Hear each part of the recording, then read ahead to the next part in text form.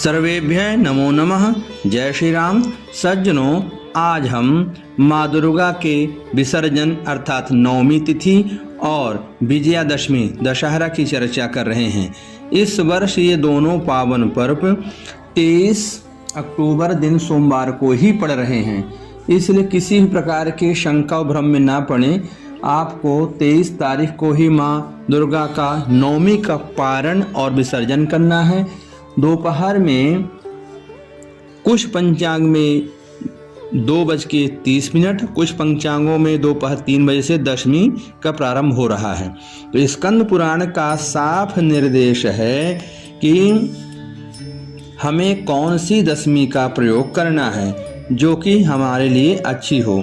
तो कहा गया है, आश्विने शुक्ल पक्षे तु दशम्याम पूजेत नरः एकादश्याम ना कुर्वीत पूजनम चा अपराजिताम। अर्थात यह है कि दशमी नवमी युक्त लेनी चाहिए, एकादशी युक्त दशमी का पूजन नहीं करना चाहिए, तभी ये विजया योग वाली होती है। इसके लिए 2 शर्तें होती हैं, दशमी में या तो नवमी का योग हो या श्रवण का योग हो, तभी यो विजया दशमी कहलाती है।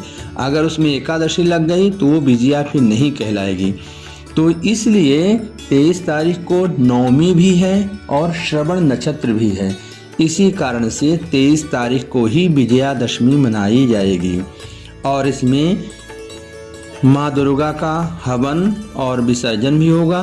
तो माँ दुर्गा का जो काम है वो आप दोपहर 3 बजे से पहले कर लें और पारण भी कर लें। दशमी ना लगने पाए आपका पारण हो जाए तो आपको पूरे नवरात्रि नवदुर्गा का व्रत पूजन का फल मिल जाएगा। और इसके बाद आप दशमी तिथि का जो भी उत्सव व्रत पूजन जो भी करते हैं उसे करें तो आपको विजयादशमी का भी पूरा शुभ फल मिल जाएगा। इसलिए किसी भी प्रकार की शंका में ना पड़े। ये भविष्य पुराण और स्कंद पुराण का साफ साफ निर्देश है कि नवम्याम युक्तम दशम विजयाम च पूजनम, यानी नवमी तिथि से युक्त विजयादशमी का पूजन करना चाहिए। एकादश्याम न युग्मम, जो एकादशी के साथ दशमी, जैसे दशमी 24 तारीख को ये 12 बजे तक है, उसके बाद एकादशी लग जाएगी। तो मतलब ये विजया पूजन के लिए, अपराजिता और शमी पूजन के लिए युक्त नहीं है। आपको यह बात साफ हो चुकी होगी। आप इस बात से निर्णय से पूरी तरफ से अवगत हो चुके होंगे। इसलिए हमें दशमी का पूजन श्रवण नक्षत्र में ही करना चाहिए। और इसका जो है अपराजिता स्तोत्र का पाठ, अपराजिता वृक्ष का पूजन और शमी वृक्ष का पूजन करें। अपराजिता को ही स्थानीय भाषा में विष्णु कांता या कृष्ण कांता के नाम से भी कहते हैं, इसलिए इसमें माँ अपराजिता का पूजन भी करते हैं। इसके माध्यम से व्यक्ति अपराजित रहता है और कोई विवाद इत्यादि होते हैं तो उनमें वो विजय भी प्राप्त करते हैं। और शमी का पूजन करते समय शमी युक्तम जगन्नाथम भक्तानाम अभयंकरम अर्चित्वा शमी वृक्षम अर्चेत ततः पुनः। यह भविष्य पुराण का श्लोक है। जो भी भक्त श्रवण नक्षत्र से युक्त दशमी तिथि में शमी का पूजन करते हैं वो अभय को प्राप्त करते हैं, उनको संसार में किसी भी प्रकार का कोई भय नहीं सताता है। और इस प्रकार से शमी का भी पूजन करके प्रणाम करें और कहें, अमंगलानाम शमनिम शमनिम दुष्कृतस्य च दुःस्वप्ननाशिनीं धन्याम प्रपद्ये अहम शमीं शुभाम। इन मंत्रों के द्वारा शमी की परिक्रमा भी करें और प्रणाम भी करें।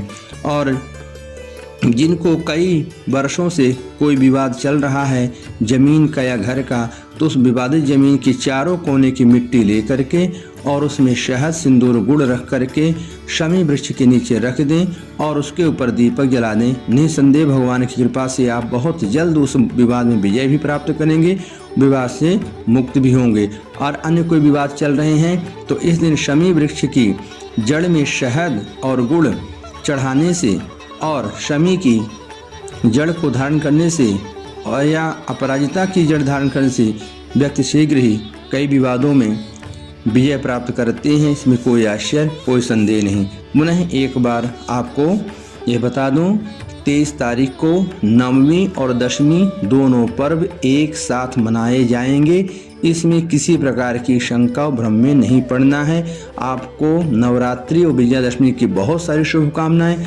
भगवान नारायण और माँ दुर्गा आपके जीवन में सदा विजय और दुर्गा माँ की कृपा बनी रहे।